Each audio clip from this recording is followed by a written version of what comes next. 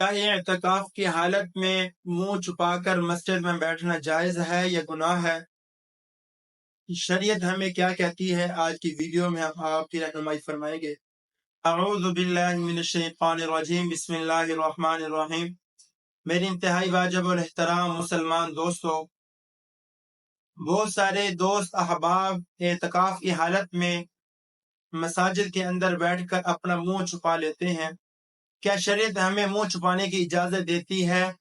کیا یہ شریعت کے اندر کام کرنا جائز ہے یا گناہ ہے؟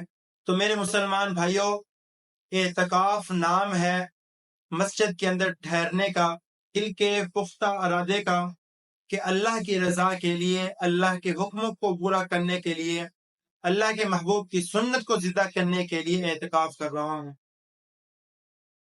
جو لوگ منہ چھپا کر مسجد میں بیٹھتے ہیں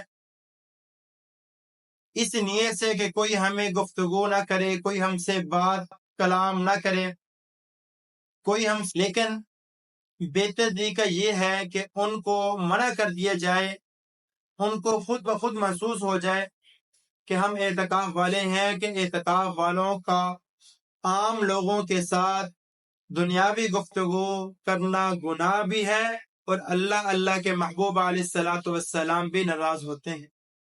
تو میرے مسلمان بھائیوں، یہ منہ چھپانا کوئی ضروری فرض واجب نہیں، بلکہ احتیاط کے دائرے میں رہ کر جو انسان اپنے آپ کو سر پہ کپڑا لے کر تنہا بیٹھ کر عبادت کر لیتا ہے، مل گل کر عبادت نہیں کرتا، تو یہ بھی جائز ہے، کیونکہ وہ بھی اللہ کو راضی کرنے کے لیے کر رہا ہے۔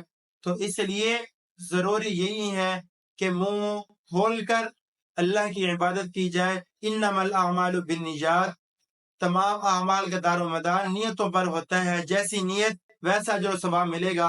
اس لیے میرے بھائیوں، یہ اعتکاف میں بیٹھ کر یہ سمجھ لینا کہ یہ فرض ہے، منہ چھپانا یہ واجب ہے۔ شریعت اس کے بارے میں ہمیں کوئی حکم نہیں دیتی، بلکہ تقوی کا حکم دیتی ہے کہ اللہ سے ہر وقت ڈرتے رہو، اللہ کے محبوب کی اطاعت کرتے رہو۔ اللہ ہم سب کو عمل کی توفیق عطا فرمائے۔